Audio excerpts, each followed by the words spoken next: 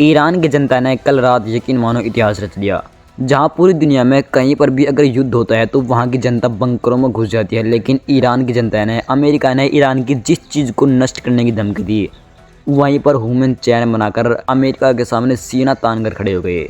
क्या कुछ हुआ कल पूरी रात में, आइए तमाम चीज़ों को एक एक करके गहराई से आपको समझाने की कोशिश करता हूँ। सबसे पहले डोनाल्ड ट्रंप की धमकी से ही शुरू कर लेते हैं। दरअसल जैसा कि आपको पता है कि डोनाल्ड ट्रंप ने कल ईरान को धमकी दी थी कि आज रात एक सभ्यता का पूरी तरह अंत हो जाएगा। आज हम ईरान पर क़यामत बर्पा कर देंगे और हम ऐसा करना नहीं चाहते, लेकिन ये होगा। 47 साल से चलती आ रही आज इस्लामिक रिपब्लिक ऑफ ईरान के रिजीम को आज पूरी तरह नष्ट कर दिया जाएगा। इस तरह की धमकी डोनाल्ड ट्रंप ने ईरान को दी थी और इन धमकियों से हर कोई इस तरह का अंदाज़ा भी लगा रहा था कि एक सभ्यता का नष्ट होना ये तो सिर्फ एटम बम से ही हो सकता है। इसके अलावा ईरान इतना बड़ा देश है कि इसको वैसे हथियारों से नष्ट नहीं किया जा सकता। लेकिन जिस तरह डोनाल्ड ट्रंप की धमकी थी, उस तरह हर कोई इसी तरह का अंदाज़ा लगा रहा था कि आज शायद डोनाल्ड ट्रंप ईरान के ऊपर कोई न्यूक्लियर यूज़ ना कर बैठे अपनी किसी गलती की वजह से। लेकिन डोनाल्ड ट्रंप की वो डेडलाइन, वो धमकी पूरी भी नहीं हुई थी। उससे पहले ही अमेरिका ने ईरान के इंफ्रास्ट्रक्चर पर, वहाँ के रेलवे स्टेशनों पर, वहाँ के हर चीज़ को टारगेट करना शुरू कर दिया। इतना भारी भरकम हमले ईरान के ऊपर किए कि शायद ईरान की जगह कोई और देश होता तो तभी वो हार मान के बैठ जाता। लेकिन उसके बाद ईरान की जनता अपने घरों से निकलकर सड़कों पर आ गई और जहाँ पर अमेरिका ने ईरान के इंफ्रास्ट्रक्चर पर हमले किए और जिस चीज़ को ईरान के निशाना बनाने की अमेरिका ने धमकी दी थी, वहाँ पर ह्यूमन चैन बनाकर खड़े हुए। अपने पुलों पर, अपने ब्रिजों पर और अपने रेलवे लाइन्स पर भी ह्यूमन चैन बनाकर खड़ी हो गई कि आओ देखे तुम्हें कितनी ताकत है। अगर तुम्हें हमारे बुनियादी ढांचे को नष्ट करना है तो तुम्हें सबसे पहले हमें ख़त्म करना होगा। फिर उसके बाद ईरान ने अमेरिका के तमाम डिप्लोमेटिक चैनल्स को बंद कर दिया। यानी ईरान का कहना बिल्कुल साफ था कि अब हम अमेरिका के साथ किसी भी तरह की बातचीत नहीं चाहते और अब अमेरिका से हमारे पास किसी भी तरह का बातचीत को लेकर संदेश नहीं आना चाहिए। फिर उसके बाद ईरान ने अमेरिका को और अरबी देशों को धमकी दी कि अब हम अरबी देशों के इंफ्रास्ट्रक्चर को और उनके ऑयल और गैस को इतना ज़्यादा नुकसान पहुँचाएंगे कि अमेरिका और यूरोपीय देश सालों तक भी उस गैस का इस्तेमाल नहीं कर सकते। इतना ज़्यादा तबाह अब हम इन अरब कंट्री को कर देंगे। और अब तक हम भाईचारा निभा रहे थे, अब तक हम पड़ोस होने का हक निभा रहे थे, लेकिन अब किसी भी तरह का हक नहीं निभाएंगे, क्योंकि इन्हीं के एयर स्पेस से होकर अमेरिका ईरान के ऊपर हमले कर रहा था और ये अमेरिका के सामने नतमस्तक होकर ये तमाम चीज़ें देख रहे थे।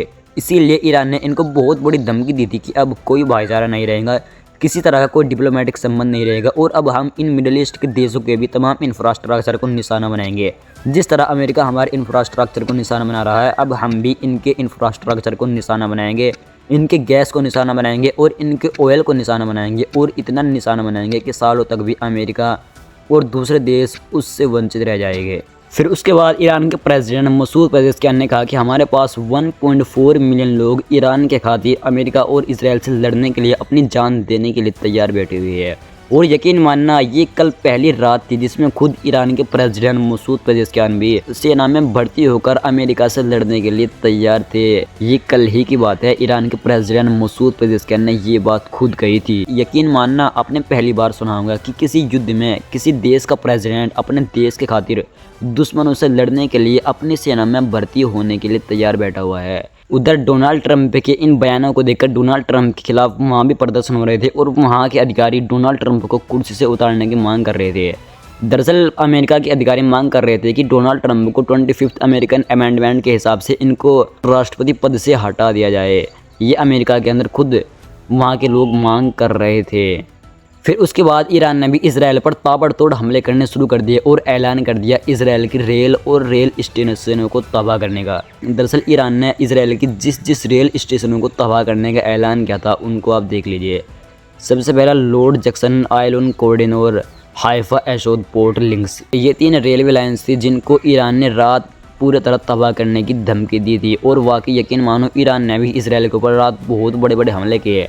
हालांकि ये बात सच है कि इसराइल और अमेरिका ने ईरान के ऊपर उससे कई गुना ज़्यादा बड़े हमले किए, क्योंकि ये लोग स्पेस में आते हैं, एयरक्राफ्ट लेकर आते हैं और ऊपर से बम बरसाने शुरू कर देते हैं। जबकि उधर अगर ईरान की बात की जाए तो ईरान मिसाइल लॉन्च करता है और वो मिसाइल ईरान तक पहुँचने में 2000 किलोमीटर तक का सफ़र तय करके जाती है और उसके बाद भी कहीं ना कहीं उसको इंटरसेप्ट भी कर लिया जाता है। तो इस हिसाब से आप अंदाज़ा लगा ही सकते हैं कि ईरान के ऊपर जो इसराइल और अमेरिका बम बरसा रहे थे, उनसे होने वाला नुकसान इसराइल के नुकसान से कहीं ज़्यादा था। फिर उसके बाद ट्रंप ईरान को धमकी देता रहा कि तुम हमसे डील कर लो वरना आज ये रात ईरान के लिए क़यामत की रात होगी और आज ईरान को हम पूरी तरह नेस्तु नाबूद कर देंगे। डोनाल्ड ट्रंप की इन धमकियों से डोनाल्ड ट्रंप को ऐसा लगता था कि ईरान हथियार डाल देगा, सरेंडर कर देगा, लेकिन वो तमाम चीज़ें ईरान के अंदर उल्टी हुई। जैसे कि मैंने आपको पहले ही बता दिया कि ईरान के लोग सड़कों पर आ गए ट्रंप के खिलाफ और खुद ह्यूमन चैन बना ली कि आओ तुम अगर हमारे इंफ्रास्ट्रक्चर को, हमारे बुनियादी ढांचे को ख़त्म करना है तुम्हें सबसे पहले हमसे लड़ना होगा। फिर उसके बाद ईरान इसराइल पर लगातार मिसाइलें दागता रहा और इधर इसराइल और अमेरिका ईरान के ऊपर लगातार बम बरसाते रहे।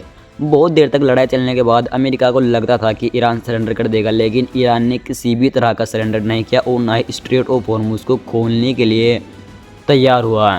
फिर उसके बाद खबरों के मुताबिक चाइना ने ईरान से कहा कि जो तुमने 10 शर्तें ईरान अमेरिका के सामने रखी है, अमेरिका उनमें से कुछ शर्तों को मानने के लिए तैयार है। लिहाजा जब अमेरिका तुम्हारी शर्तों को मानने के लिए तैयार है तो तुम्हें चाहिए तुम डील कर लो और तुम भी अमेरिका के साथ बातचीत करो। रात 2 हफ्तों का सीज़ फायर हुआ और इस 2 हफ्तों में पाकिस्तान के इस्लामाबाद के अंदर बैठकर अमेरिका और ईरान के साथ बातचीत होनी है। अब देखना यहाँ पर यह है कि अमेरिका ने जो ईरान के साथ सीज़ फायर किया है, क्या अमेरिका उस पर अमल करता है या फिर इसराइल और अमेरिका ने जिस तरीके से गाज़ा के साथ, लेबनान के साथ, इधर वेस्ट बैंक के साथ क्या हुआ है, जिस तरीके से यहाँ सीज़ फायर होने के बावजूद भी लगातार हमले करते रहते हैं, क्या उसी तरह ईरान के ऊपर भी हमले करते हैं। लेकिन शायद ईरान के साथ ये ऐसा नहीं करेंगे क्योंकि ईरान की ताकत का इनको भी अंदाज़ा हो ही गया होगा। देखिए इस जंग में बहुत सारे लोगों को ऐसा लगता है कि ईरान जीत गया, लेकिन ईरान जीता नहीं बल्कि ईरान लड़ा है। ईरान की सबसे बड़ी कामयाबी ये है कि वो अमेरिका और इसराइल के सामने घुटने नहीं टेके। उसने वो अमेरिका को अपना बाप नहीं माना, अमेरिका के सामने झुका नहीं कि तुम जिस तरीके से चाहो हम उसी तरीके से चलेंगे।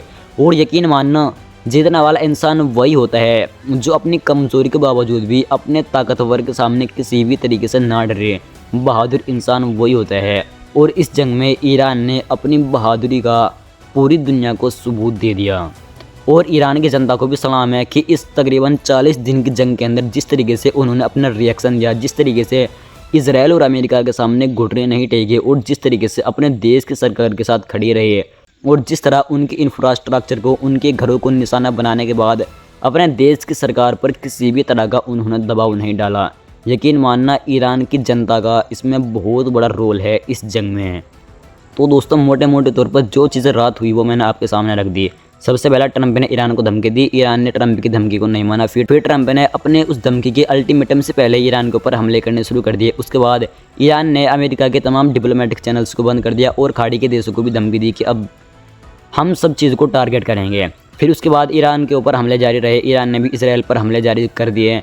फिर उसके बाद इसी तरह चीज़ें होती रही और ईरान की जनता सड़कों पर आ गई अपने इंफ्रास्ट्रक्चर को बचाने के लिए, अपने पावर प्लांट्स को बचाने के लिए और इसराइल अमेरिका के सामने सीना तान कर खड़ी हो गई है। फिर उसके बाद चाइना ने ईरान को कहा कि हाँ ट्रंप तुमसे बातचीत करने के लिए तैयार है और जो तुमने अमेरिका के सामने 10 शर्तें रखी है, अमेरिका उन तुम्हारी 10 शर्तों में से भी कुछ शर्तों को मानने के लिए तैयार है। चाइना की बात पर ईरान को कहीं ना कहीं यकीन हो गया क्योंकि इस जंग में सिर्फ रशिया और चाइना ने ईरान का साथ दिया है, वरना कोई एक देश भी ईरान के साथ नहीं आया। अरबी देश की बात की जाए तो अमेरिका और इसराइल के किसी भी तरीके से इनके दबाव में दबे हुए हैं, नहीं पता कि क्यों दबे हुए हैं, लेकिन कहीं ना कहीं अमेरिका की कठपुतली बने हुए हैं। फिलहाल ये तमाम चीज़ें हुई रात जो मैंने आपके सामने रखी है।